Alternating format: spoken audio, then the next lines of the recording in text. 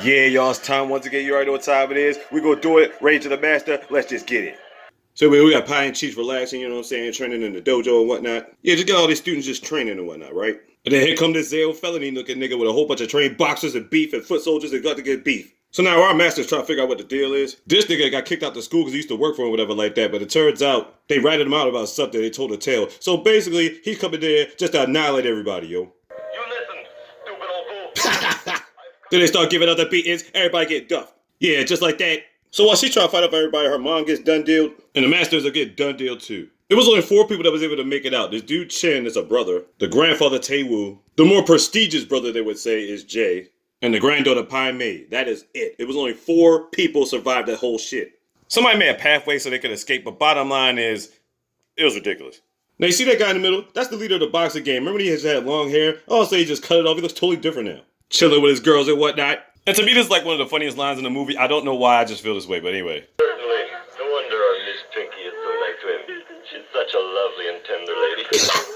So basically, these guys run like gambling rings, and they basically just cause ruckus and mayhem, and they're still looking for the 4 people that got away because they gotta end them, right? Because apparently those 4 people are so skilled at boxing, they don't want them coming back and taking revenge on them later. But I'm like, yo, it's only 4 of them left. You got like a whole goddamn army. But they don't care nothing about that. They're just trying to wipe them off the face of the planet. It's ridiculous. So now when they try to come up with a plan, here we have Jimmy. He's just chilling in the house chopping wood, making sure his mom's good. So here's the thing about Jimmy. After his father passed away, his ideal wish was to make sure that he hide his martial arts skills and make sure he doesn't kill anymore and just wants to be like a regular farm person. Think to yourself, that's going to be a problem if the other 4 people want to ask him for help, right?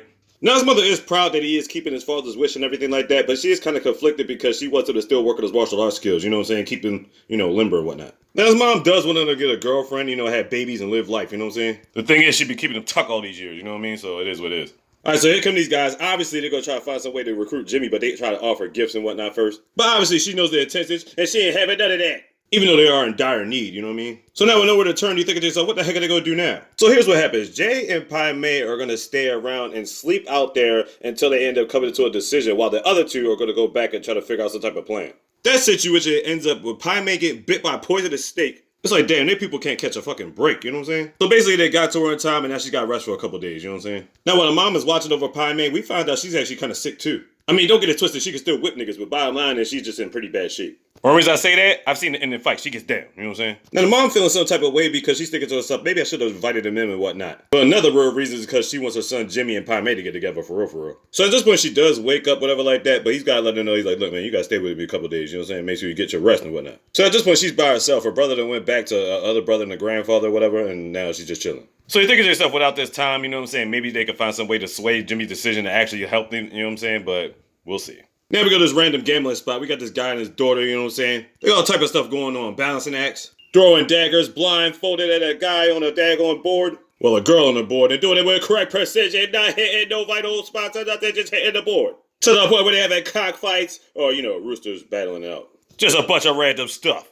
Then Zato in there was recruiting this sleazeball. His job is to get some people together and find the other 4 family members. I'm gonna call him the Creepazoid, because that's what he is. He ain't shit. So then we got this guy over here gambling. Of course he loses all his money. The problem is he ends up borrowing money from Zato. Oh God, you better be able to pay it back. I got a feeling he's trash and he ain't gonna lose all his money again. Guess what? That's exactly what happens. The fucked up thing about it is, he sends his homegirl over there to rig the game. I'm like, damn, this nigga tried to dip out like he ain't owe money. And these niggas over there, you already know what's about to happen. So you know what happens? They end up beating the brakes off him. They end up keeping his daughter as collateral damage until her father could pay back the money. But the crazy thing is, after the beating they gave, they were just trying to teach him a lesson, but they said he was so weak he ended up dying anyway. I'm like, wow. So basically they just took him away and they kept the daughter. I'm like, yo, these are the type of people that you're dealing with, yo.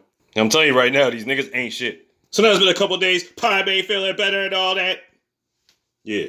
So now while Jimmy's trying to walk Pai Mei home, here come these niggas led by Sleazeball himself. Just look at his dirty ass face. They got that one little strand of hair coming out his cheek and shit. Like, what is this? So they start the beef, and it's the first time we see Jimmy fight in the movie, and he whips everybody's candy ass. And see, the reason why his father wanted him to stop fighting is because he knows that anytime he fights, he has the intent to kill. Basically, he don't know how to hold back. But obviously in this situation, he had no choice because they were trying to take Pai Mei, obviously, so there you go. But look at the well-deserved beats, and they gotta run away. That's right, look at that face. Jimmy said, don't come here with that bullshit again. Yeah. But you know they're gonna be back. My question is, how did they find him anyway? Were they just like traveling through the desert, they was gonna track his steps? So I can't even front the creepy guy, you know what I'm saying? He's got a good tracking measuring system, I guess. But don't get it twisted, he still ain't shit. So then they meet up with the rest of the family. They got this hut in the woods or something. And that's where the 2 brothers and sisters and the grandfather staying at. While Jimmy's about to head back home, god damn, it got spotted already. Meanwhile, these niggas enjoying their winnings, collect their money. The girls always beefing with each other for no reason. The guy's just laughing at her and shit. So apparently one of the men told her something was happening. They gotta go handle business. So you got this couple over here that's doing like a trapeze act or whatever like that. They got a bunch of crowd attention and whatnot. And Zato tells them niggas they gotta go. Apparently, I guess they're not part of whatever the stuff they got going on. Alright, so apparently these people were just passing through, just doing their little acts and whatnot. Nah, nowhere. They just attacked them niggas, yo. They end up kidnapping the girl and getting him done deal daddy shit. They always kidnapping girls and killing niggas. Like, what's going on? Well, apparently, that's what they're all about. And then they got a bunch of other niggas, and they found a house. And damn it, they got the drop on Pai Mei. But see, the thing is, when they got the drop on her, the brothers and the grandfather weren't in the house right now. Now, what were they doing out there the whole time? It was either just perfect timing, lucky coincidence, or what? So the brothers just started talking shit like, I want to kill him, and then that's when they hurt him or whatever like that. So now they got to make this exchange. So the plan is the goons want the prestigious brother in exchange for Pai Mei. But they don't know which one is which, so the plan is they're going to switch uniforms, and they're basically going to give up Chin instead of Jay. So after hearing the plan, Chin's already made this decision in his head, he's going to do it. But it's even more fucked up than it seems, and like I said, I'll explain that later. So now they do the exchange, and that's that. The thing is, he knows his fate. So here's my thing about this whole situation. If Zato's trying to murk all these niggas anyway, then what's the point of having the exchange? I guess maybe he knows the location of these niggas and he could just come get these niggas back anyway. And what would they want his prestige for anyway? These niggas got money, they got gambling, they got all types of stuff. They pretty much take over everything they got. Maybe he's more strategic than we think he is. Because he knows he's got them on the run and they pretty much don't have nowhere to go? So anyway, they take Chin, he starts laughing. So I guess they felt like they're taking him pretty much far out the way to be like, you've been tricked. I'm not Chin, I'm the other brother. But my thing is, why even tell him? I mean, you know he's going to kill you when he finds out, right? And that's really what they end up doing. They end up killing Chin and just leaving him in the desert. I'm like, yo, see what I'm saying? What was the point in even giving up that information, yo? Ridiculous. So now Pai Mei and the family are back at Jimmy's house. Jay talking about he's ready for some action. Like, yeah, we must go avenge him. You know what I'm saying? I gotta get my brother back. You know goddamn well your brother's done deal did his shit. So it's gotten to the point, Jimmy's had enough. He's about to do his own investigations. And his mom allows the rest of them to stay in the house. You can tell at this point, Jimmy's thinking about breaking that oath.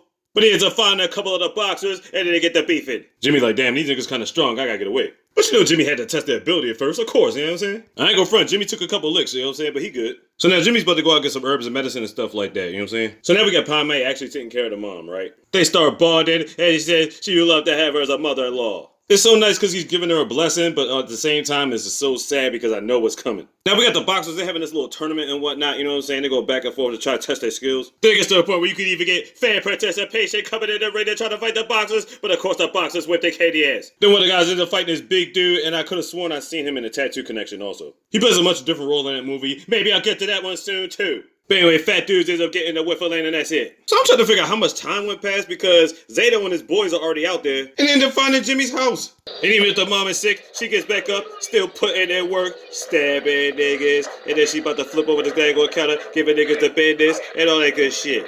And everybody fighting. It's just one point where she actually picks up a cement block with her cane. That shit is crazy. Now you already know they all fought hard, but unfortunately the grandfather, the prestigious one Jay, Pai Mei, and Jimmy's mom all end up getting done deal. She's getting knocked off a damn cliff. I'm like, what the fuck?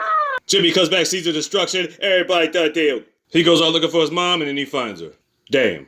So he gets back to the house, he's looking at the sign saying, thou shalt not kill. Yeah, that shit is out the window now, it's a wrap, you know what I'm saying? And that's why it's called the Rage of the Master. You about to find out? So he goes straight to the casino, he's ready to murk niggas. He got the knives in his hand now, everybody knows they done fucked up. You already know what's about to happen. You know what's about to happen, yo. They about to get senseless deaths. You killed my mother, you pay with your blood. Yep.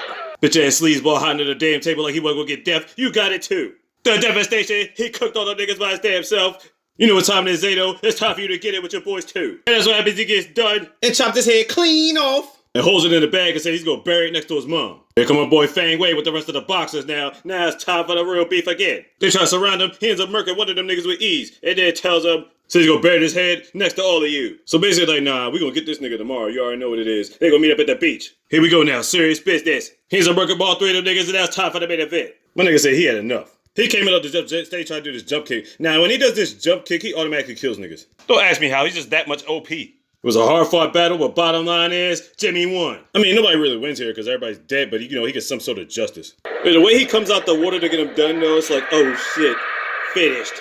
And there you go, that's Rage of the Master for you, yo. Craziness.